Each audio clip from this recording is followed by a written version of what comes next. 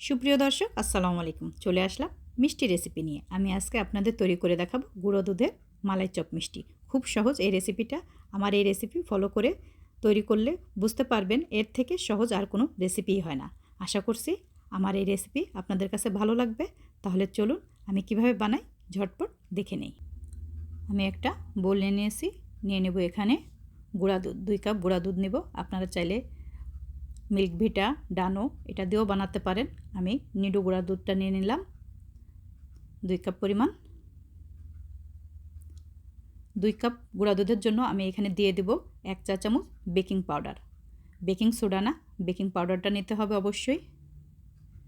আর দিয়ে দিব 2 টেবিল চামচ ঘি। ঘিটা অবশ্যই যদি আপনারা দেন তাহলে মেল্ট করে দেবেন। ঘিয়ের পরিবর্তে আপনারা এখানে বাটার অথবা রেগুলার তেলটাও দিতে পারেন। ঘিটা দিলে মিষ্টিটা খেতে বেশি ভালো লাগে। 2 টেবিল চামচ ঘি দিয়ে দিলাম। এখন ঘি, বেকিং পাউডার আর দুধ একসাথে খুব সুন্দর করে মিশিয়ে নিব হাত দিয়ে। একটু ডলে ডলে খুব সুন্দর করে মিশিয়ে নিতে হবে। মিশানো হয়ে গিয়েছে। এখন আমি এখানে ডিম দিয়ে দিব। ডিমটা অবশ্যই নর্মাল তাপমাত্রার ডিম দেবেন। যদি ফ্রিজে থাকে অবশ্যই বাইরে রেখে তারপরে ডিমটা নর্মাল হয়ে গেলে সেই ডিমটা এখানে দেবেন। আমি 2টা ডিম ভেঙে নিলাম একটা বাটিতে। এটাকে একটু ফেটে নিব। অনেকে বলেন যে ডিমের গন্ধ লাগে। ডিমের গন্ধ লাগে না মিষ্টিতে, কারণ ডিমটা দেওয়ার পর তো মিষ্টিটা তো অবশ্যই আমরা রান্না করি। রান্না করার পরে তো আর ডিমের গন্ধ থাকে না। এখন অল্প অল্প ডিম দিয়ে আমি একটা ডো তৈরি করে নেব গুঁড়া দুধের। অনেক সময় দেখা যায় যে ডিম আরও লাগতে পারে, তাহলে আপনারা আর একটা ডিম ভেঙে ওখান থেকে কিছুটা অংশ আবার দিয়ে দিতে পারেন, কারণ ডিমের সাইজ অনুযায়ী থাকে, ছোট বড় কম বেশি লাগতে পারে। এটা কিন্তু একটা নরম আঠালো ডো হবে।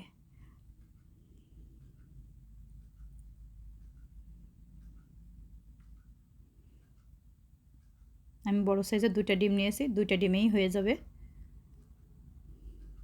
সুন্দর করে আমি এটাকে মাখিয়ে নিব। দেখেন কতটা নরম, কোনো সমস্যা নেই। এটাকে আমি ঢেকে 5 মিনিটের জন্য রেখে দেব, তাহলে খুব সুন্দর সেট হয়ে যাবে। এটা একদমই নরম থাকবে না তখন আর। এই যে ঢেকে 5 মিনিটের জন্য রেস্টে রেখে দেব। ফিরে আসবো 5 মিনিট পর। ফিরে আসলাম 5 মিনিট পর। দেখেন কতটা শক্ত হয়ে গেছে ডোটা। এখন আমি মিষ্টিগুলো বানিয়ে নিব।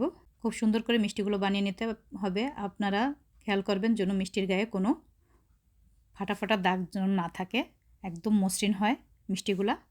ওইভাবে বানিয়ে নেবেন। আপনাদের পছন্দ অনুযায়ী সাইজ দিয়ে নেবেন, ছোট বড় যে কোনো সাইজ দিয়ে নেবেন। আমি দেখেন একটু বড় বড় করেই বানিয়ে নিচ্ছি মিষ্টিগুলা। এগুলো তো ফুলে আরও অনেক বড় হয়ে যাবে। 2 কাপ গুঁড়া দুধ থেকে 20 থেকে 21টা মিষ্টি হয়। একটু ছোট করে বানালে আর একটু বেশি হয়। সবগুলো মিষ্টি আমি বানিয়ে নিলাম। এখন দুধটা রান্না করে নেব। চুলায় একটা বড় হাঁড়ি বসিয়ে দিয়েছি। দিয়ে দিব 2 কেজি পরিমাণ লিকুইড দুধ। দুধটা কিন্তু জাল দেওয়া না, আমি এখনই জাল দিয়ে নেব। একদম তরল রয়েছে কিন্তু দুধটা আমি জাল দিয়ে ঘন করে নিই। ঘন করে নিলে মিষ্টিটা ওরকম ফুলতে চায় না। পাতলা থাকলে মিষ্টিটা খুব সুন্দর হয়। দুধটা আমি এখানে দিয়ে দেব 1 কাপ চিনি। মিষ্টিটা আপনাদের স্বাদ অনুযায়ী দেবেন, কম বেশি যে যেরকম মিষ্টি পছন্দ করেন ওই অনুযায়ী দেবেন। দিয়ে দেব হালকা একটু লবণ। আমার কাছে মিষ্টির ভিতরে একটু লবণ দিলে খেতে ভালো লাগে। এটা আপনাদের ইচ্ছা, দিলেও দিতে পারেন, নাও দিতে পারেন। দিয়ে দিলাম 2টা এলাচ। এখন দুধটাকে আমি খুব সুন্দর করে ফুটিয়ে নিব।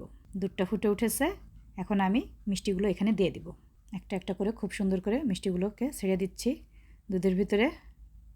আর চুলার আঁচটা কিন্তু এখন আমি একটু মিডিয়াম করে নিয়েছি।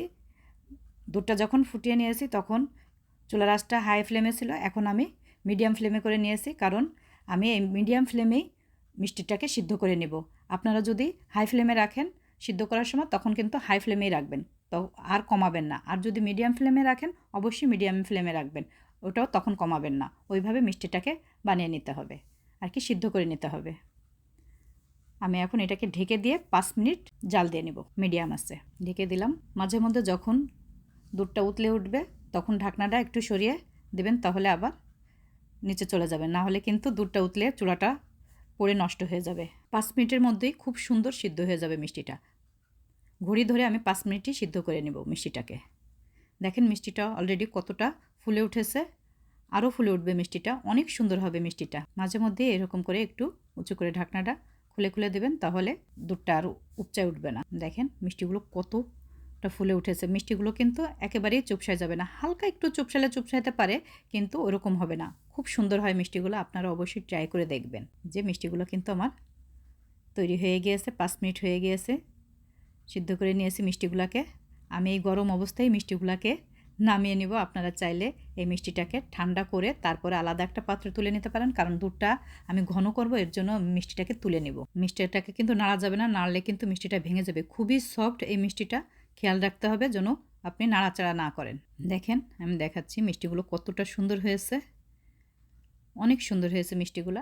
এখন এইগুলো আমি আলাদা একটা পাত্রে তুলে নেব। আমি যে আলাদা পাত্রে তুলে নিচ্ছি, আর এই যে দুধটাকে আমি ঘন করে জাল দিয়ে এই মিষ্টির সাথে মিশিয়ে নিব, তাহলে মিষ্টিটা খেতে বেশি ভালো লাগে। আপনারা চাইলে এইভাবেও খেতে পারেন, কোনো সমস্যা নেই। যদি কেউ দুধটা জাল দিতে না চান, এভাবেও আপনারা খেতে পারেন এটাকে। এই যে সবগুলো মিষ্টি আমি তুলে নিয়েছি, এখন দুধটাকে জাল দিয়ে ঘন করে নেব। এই যে আমি এই পাত্রে তুলে নিয়েছি, দুধ সহই তুলে নিয়েছি, একটু দুধ সহই তুলে নিয়েছি, তাহলে মিষ্টিগুলো খুব সুন্দর থাকবে। দেখেন দুধটাকে আমি জাল দিয়ে কতটা ঘন করে নিয়েছি। যেহেতু এটা মালাই চপ, দুধটা যদি ঘন না হয় তাহলে খেতে আমার কাছে অতটা ভালো লাগে না, এর জন্য ঘন করে নিলাম। এখন আমি ওই মিষ্টির ভিতরে এই ঘন দুধটাকে ঢেলে দিব, ঢেলে দিয়ে ঠান্ডা হওয়া পর্যন্ত অপেক্ষা করব। মিষ্টিটা কিন্তু আমার তৈরি হয়ে গিয়েছে। একটা মিষ্টি আপনাদের তুলে আমি দেখাচ্ছি। অনেকে বলেন যে মিষ্টির ভিতরে শক্ত থাকে, সিদ্ধ হয় না। দেখেন 5 মিনিটই আমি জাল দিয়েছি ঘড়ি ধরে, মিষ্টিটা কতটা সুন্দর সিদ্ধ হয়ে গেছে, একদম একটু কাঁচা নেই কিন্তু মিষ্টিটা ভিতরে। দেখেন কত সুন্দর হয়েছে মিষ্টিটা ভিতরে, একদম রসে কিন্তু ভরে গিয়েছে মিষ্টিটা, একদম কত সুন্দর। দেখেন খুবই সুন্দর হয়েছে মিষ্টিটা। এখন এটাকে ঠান্ডা করে নেব আমি। ঠান্ডা করে এই দেখেন তুলে নিচ্ছি। মাশাআল্লাহ অনেক সুন্দর হয়েছে, অনেক লোভনীয় হয়েছে। কেমন হলো অবশ্যই জানাবেন। যদি আপনাদের কাছে ভালো লাগে তাহলে লাইক, কমেন্ট, শেয়ার করবেন, আর আপনারা অবশ্যই ট্রাই করবেন। তাহলে ভালো থাকবেন, ফিরে আসবো নতুন কোনো আরেক রেসিপি নিয়ে। আল্লাহ হাফেজ, আসসালামু আলাইকুম।